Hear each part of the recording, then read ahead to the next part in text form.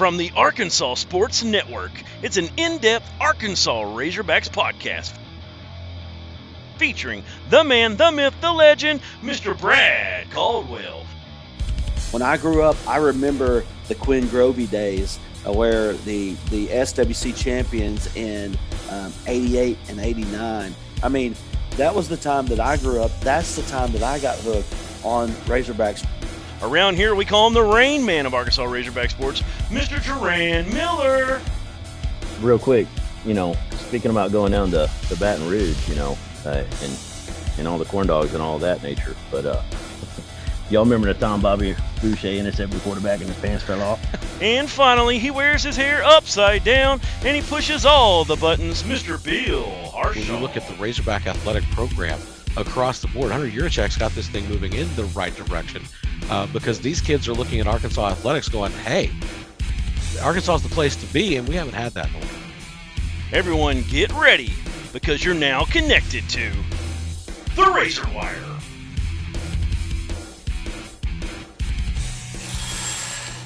And welcome into yet another edition of the Razor Wire. I'm Bill Harshaw. Joining me as always, Brad Caldwell and Duran Miller. And we got a lot to talk about today. A little bit of baseball recruiting, a little bit of basketball recruiting, and who doesn't want to talk football? I mean, turn that damn jukebox up. That's what it's all about, right? Yes, it is. I think you said the first cuss word on the Razor Wire. Congratulations. Anyway, yeah, man. A lot of stuff going on. It's crazy, though, to think about all the good things that are happening.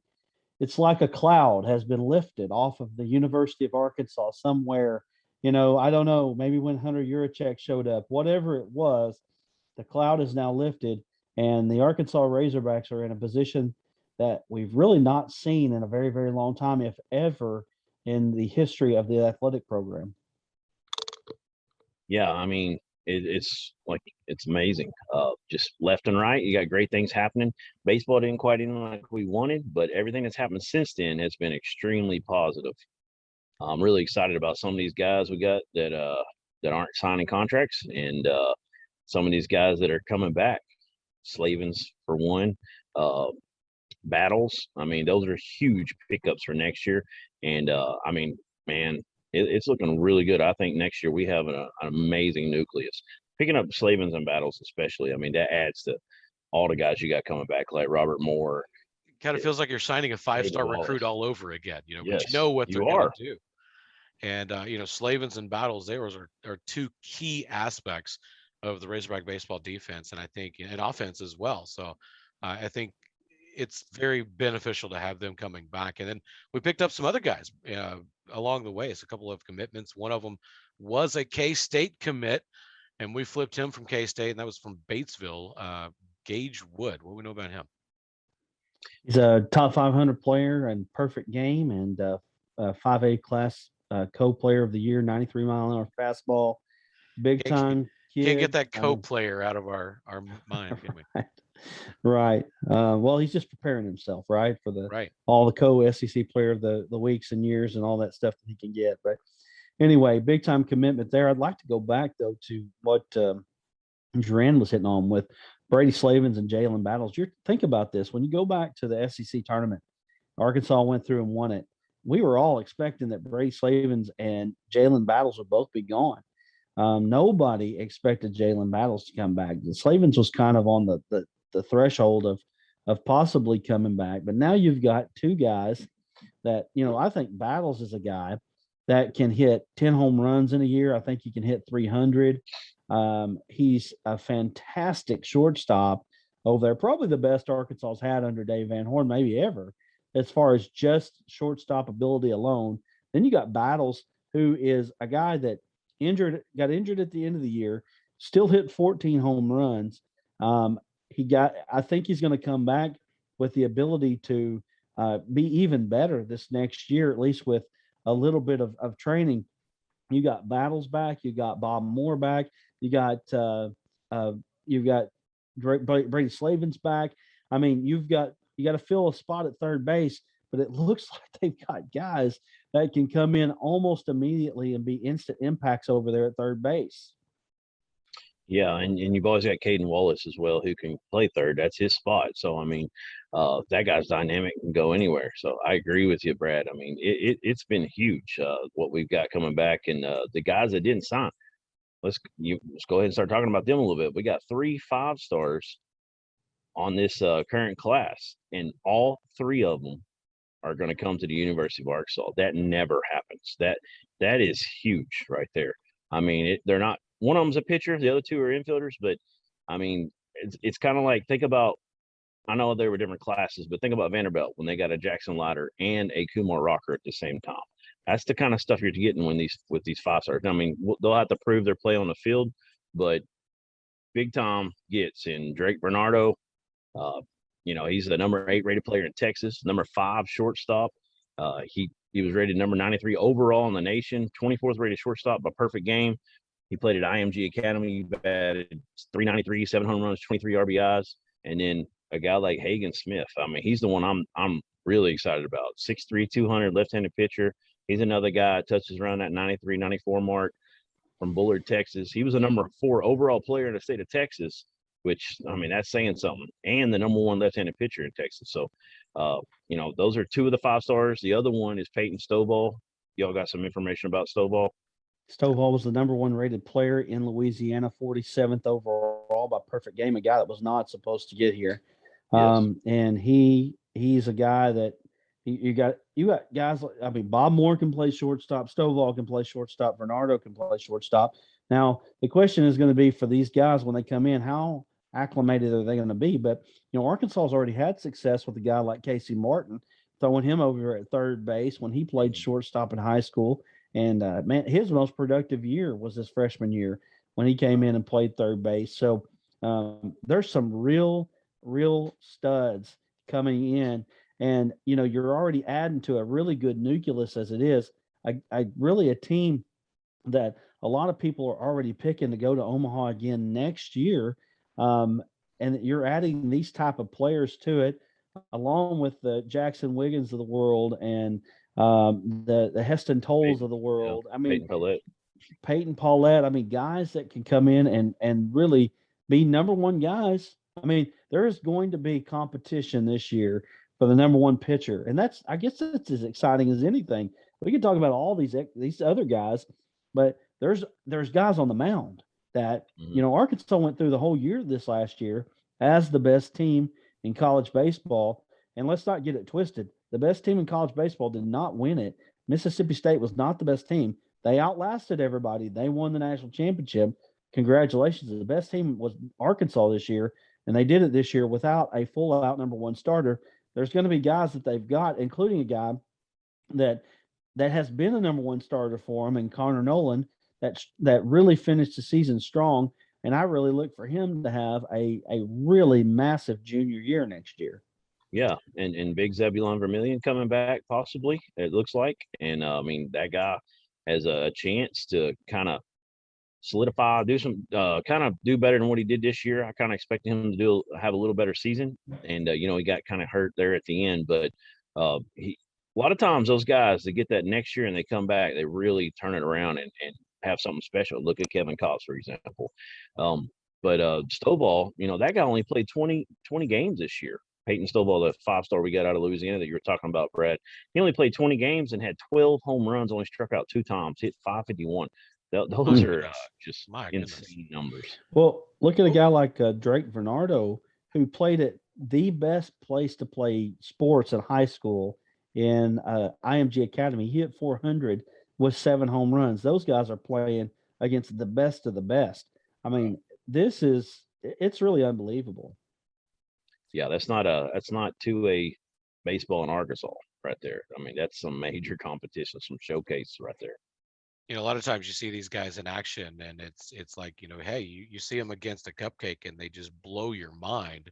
But then you see them against high quality competition, and it's a little bit of a letdown. And I don't think we're going to see that with Bernardo. I mean, like you said, he's from IMG. These guys know what they're doing, and they play the cream of the crop almost every game.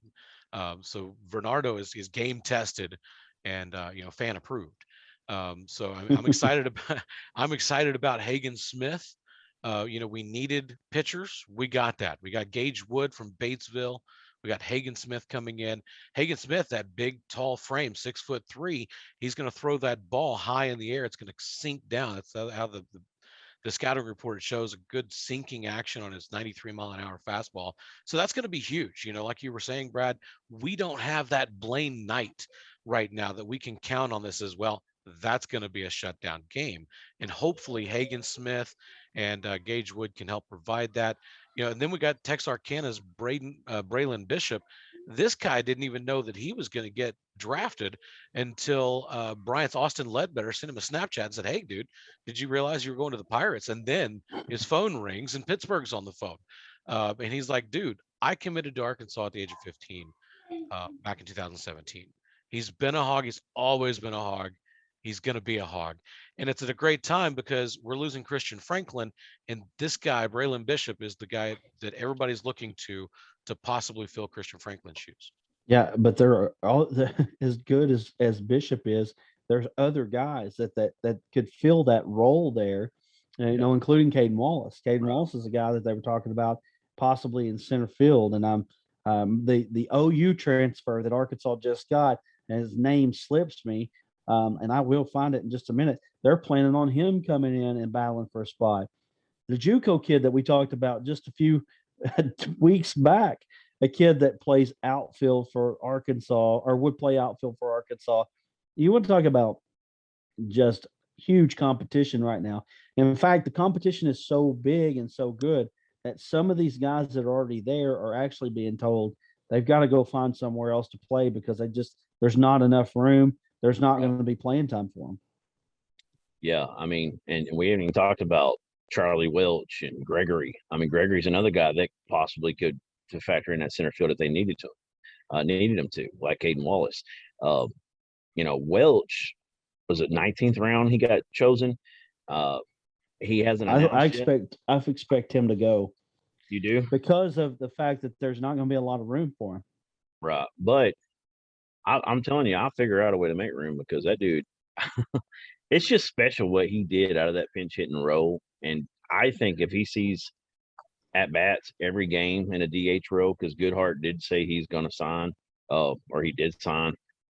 I mean, I think he could he could be a 20 home run kind of guy. He's got that type of power. But like you said,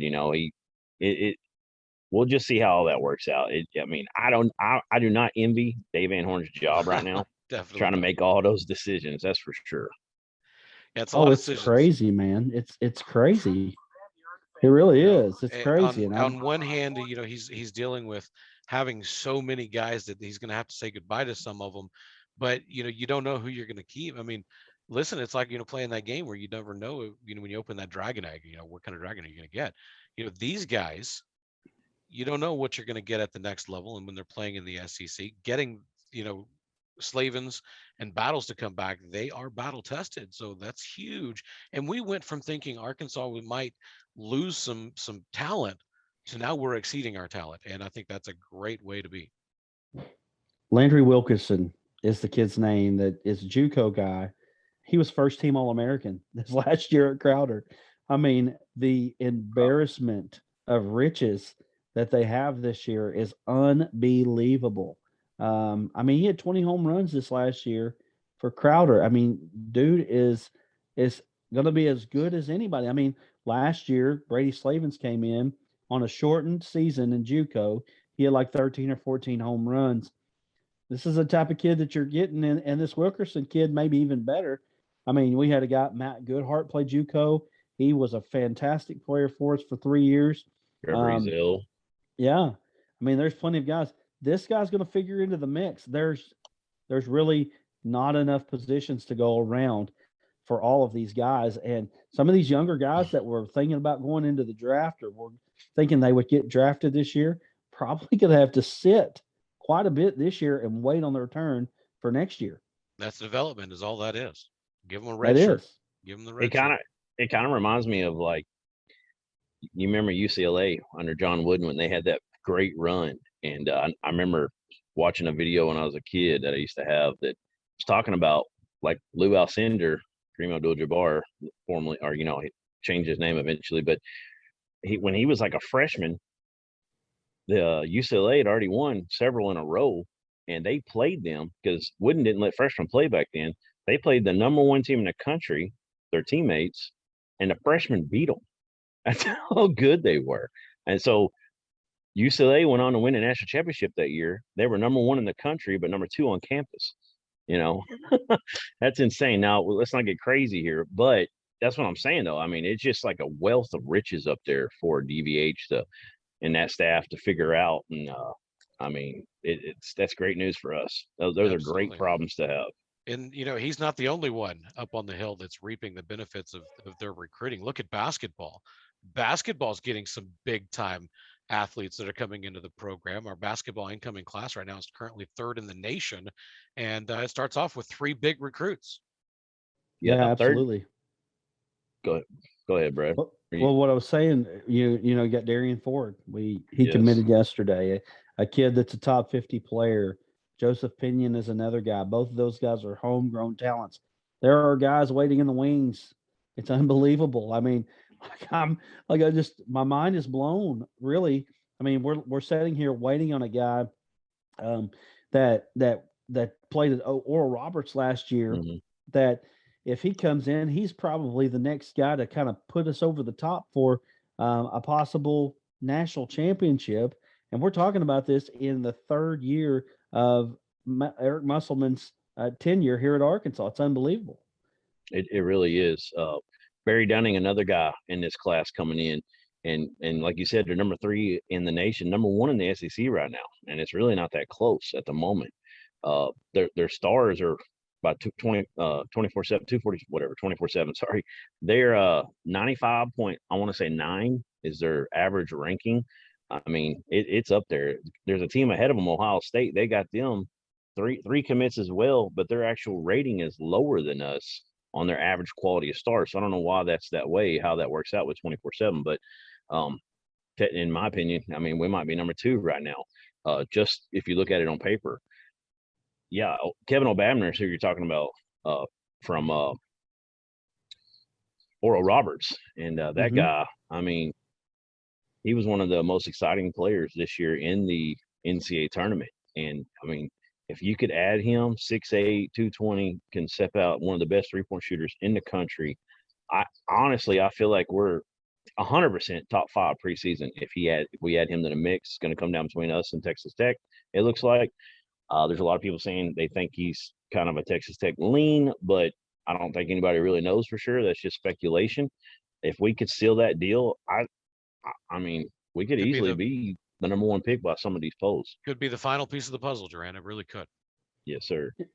Isn't it crazy, though? I mean, when you think about where Razorback sports have been over the last few years, I mean, I was a Mike Anderson guy. I mean, I loved Mike Anderson. I was so glad that he was here, and he did lift us to a level that we were definitely a competitive team. But he got us to a spot, and we weren't going any further than that. He stabilized us. And then all of a sudden, we fire Mike Anderson. I'm thinking, what are we going to do? Who are we going to get to come in here? And then all of a sudden, we get Eric Musselman to come in here, and all he does is just light it on fire. The whole thing, like if Eric Musselman doesn't come here, Moses Moody doesn't come here, KK Robinson doesn't come here. Okay. So that was a top 5 class in itself. Jalen Williams probably doesn't come here. And then all of a sudden you got that class, and then you fill up with high quality transfers. You reload from a team that went to the Elite 8. And now you're looking ahead thinking there are guys in state that are very, very good. We may not even have room for them by the time it's all said and done. And I have been singing these praises ever since we started this show about Razorback sports, because it's really unbelievable to think about how far it's come in such a short time.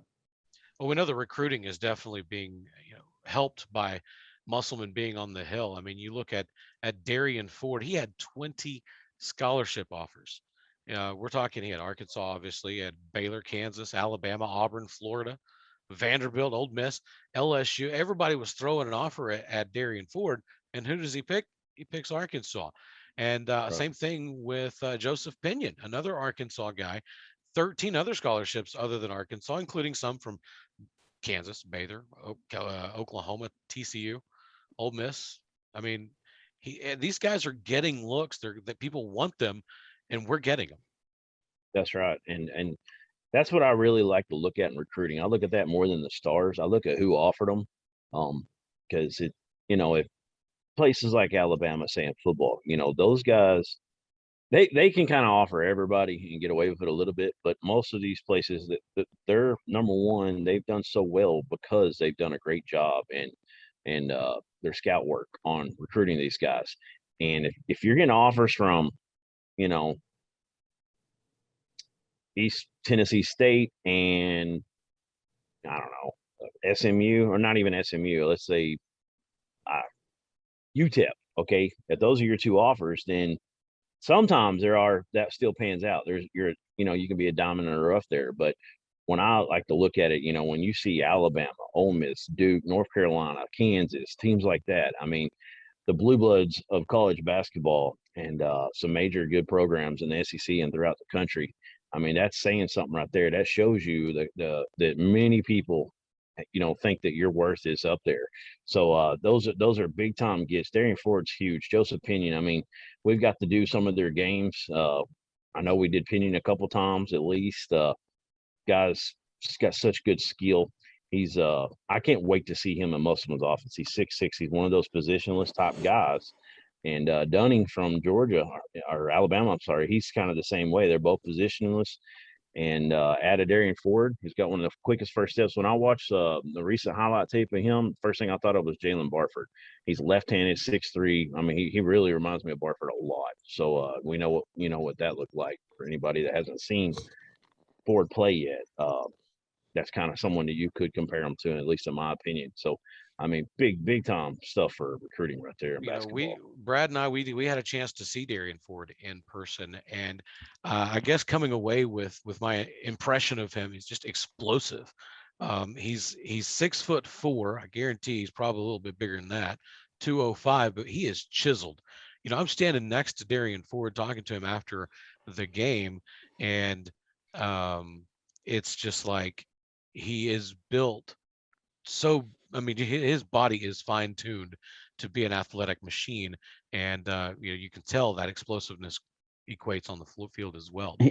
He's gonna the hardest worker that we will probably have. I mean, I don't know. Devo Davis is a pretty hard worker up there. He's going to be a big time hard worker there at Arkansas. That bodes well for him. I love the fact that I think he's going to go up there and he's not going to be afraid to get in there and get his elbows dirty and get everything messy and not be one of these kids that comes in that you have to guarantee me a starting position. You have to play me this many minutes. He's going to be a guy that earns everything he does there at U of A. That's it. Another guy that's having to earn everything he's doing at the U of A is Sam Pittman and Barry Odom. We're going to talk about that here in just a bit. We're going to take a quick break. We'll be right back with more Razor Wire right after that.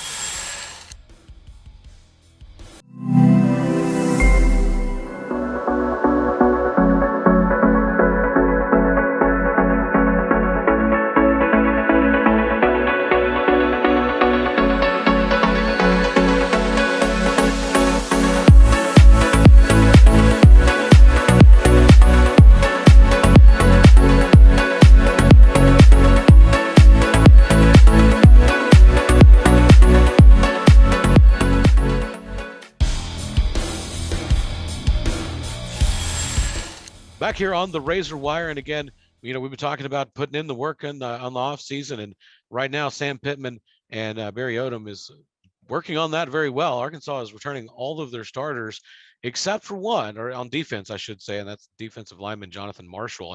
And Arkansas is being number 15 in the FBS in the percentage of returning defensive production. That's the best in the SEC, and what that says is defense is going to be stacked. Well, it should. Arkansas had so much improvement last year on the defensive side of the ball that people thought, well, Arkansas is a great defense. Wasn't exactly true, but they were still much better and much more opportunistic than they had been in the past. And I think you got to look at a guy like Jalen Catalon this year as a guy to take the next step on the way up as far as how good he can be. I mean, I've never seen somebody that's so quick to the ball when it comes to tackling somebody. I mean, the ball is there and he is there and he's there every time. He's got great instincts. Also, Grant Morgan, Bumper Pool, those two guys, you don't have to worry about the linebacking core as much. And in the schemes that we play now, you really only need two linebackers. You're really playing more nickel and dime defenses now against the spread offenses that you face all across the country. I think Arkansas's got a chance to be a really good defense this year. I think that people look at, because Arkansas does return so many on the defensive side of the ball, that it should be the strength of the team, and I think we'll see what happens. Yeah, I mean, they started out last year doing really well the first 6 games, and then they really fell off. I think the last 3 games they gave up 50 points or more, which COVID, played a role in that. We lost basically the whole starting D line against LSU. Should have won that game. It was still very close, came down the wire. Had another controversial play in that without your starting. Basically, it was like your starting 7 or 8 guys in there weren't even available hardly. So that played a factor, but at the end of the season, so we got a lot of room to get better on the defense. I think our numbers are going to go way up. I think we'll see 7 points a game or better on the defensive side for the whole season, which is a huge improvement. And I think that's something that I don't think we're going to be like a shutdown defense, but when we really haven't had a defense in the top 20 nationally since I think 2014. That was the year of the triangle with Darius Philon and Martrell Spate, and you had Trey Flowers in there, and that defense was special. I don't think they might not be that good. They could be. There's potential there. But my point is, if you can get them into that top 40, 30, somewhere in that range, it really gives you a chance, to get off the field here and there. That's the big thing. You'll see a lot of defenses, they struggle, but when they get down that red zone, they shut it down and then get teams off the field or hold them to a field goal attempt.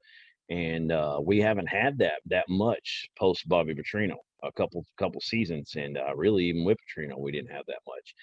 So I think that's going to play a factor. To me, the thing that we really need to be the most concerned with, that we really got to do better with, is the defensive end position. We have got to create a pass rush. We were, I think, 12th or last in the SEC last year in sacks per game. It was really low, and I think that was part of what spurred on that defense. Odom's running a 3-2-6, and a lot of that, I feel like he knew kind of last year that we didn't have the guys to really get a consistent pass rush. We had flashes there up with some guys, but we really didn't have the guys to really do it because on a consistent basis. So he said, hey, if we're not going to get a pass rush, let's just try our best with our few guys up front, and we're going to drop 6-7 guys into coverage. And that's what we saw. And it shocked Mississippi State. It shocked Ole Miss. They were not expecting us. I kind of understood it against Mississippi State because that's kind of one way you can play a leech team, that offense. But I didn't think we would do the same thing against Ole Miss. And then we come out and do it again. And I don't think Ole Miss thought we were going to do that either. And what was it, 6 interceptions that day? I mean, it was insane. So I think he kind of schemed it. He's a smart guy. I think he kind of schemed that, Barry Odom did, to kind of counter what our weaknesses were. But I really think this year, I think Dorian Gerald is going to have a really good senior year. I feel like in Morris's last season that he was coming on before he got that injury in his neck, and he looked really good in our win versus Colorado State. And then he was out the rest of the year. We didn't have him. I feel like he's going to really have a good season this year. And Zach Williams is the guy that I really think has major potential to really come on. Soley is another guy that we really need him to take the next step. But Zach Williams, I really like his body type. We talked about Trey Flowers earlier. He kind of reminds me of him in a sense because he's got super long arms, and that's really helpful to keep those offensive linemen off of you to get around. So I think Zach Williams, Gerald, are going to make a big step forward. But, talking about Odom, I mean, this is his second year as a defense coordinator for the first time since 2013 when he was at Memphis. And every time he's been somewhere for 2 years or longer as just a defensive coordinator, I mean, they have made huge gains. So I'm really excited about that. Plus, we have a new defensive line coach from Tulsa and Jermiah Ashley. And they had some great numbers last year. So I think all those things together are really going to put this defense on another level. I think it will. I think the biggest thing that Arkansas has to look forward to is the depth. Arkansas, you mentioned last year, we started off the first 6 games pretty decent, and then the depth started showing its ugly face, and it started falling off. Mix that in with injuries and COVID, and we don't have a cupcake in between conference games.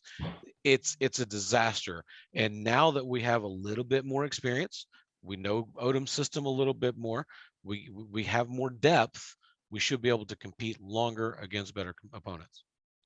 That's right. And Pittman and them, they continue to do great things in recruiting. Just picked up Tyrus Washington, the tight end out of Georgia.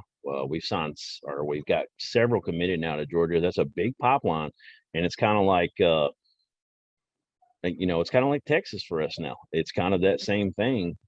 Georgia every year has major numbers in the NFL. If you look at the NFL guys where they come from, Georgia's like in the top 2 or 3 always. So I feel like that's a new pipeline. Pittman's got ties there from coaching there.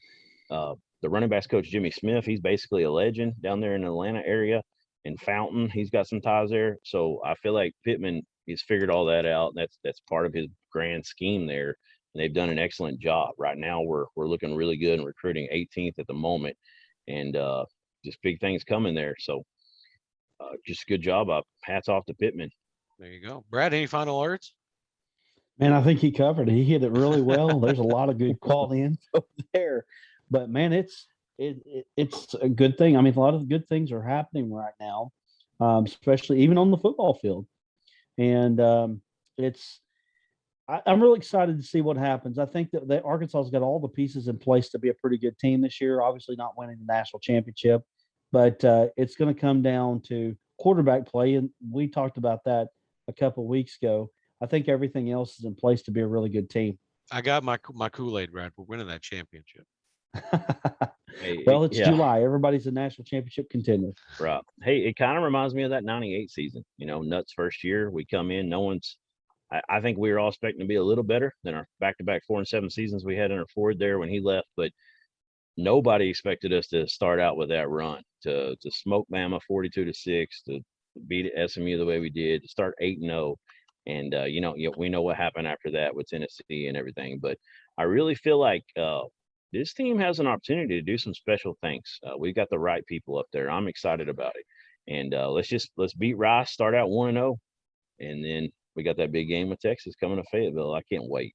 You're taking the Drew Morgan stance, taking one game at a time. I like it. Yeah, best I can. Well, guys, there you have it. That is this week's edition of the Razor Wire. We'll be back next time right here on The Razor Wire.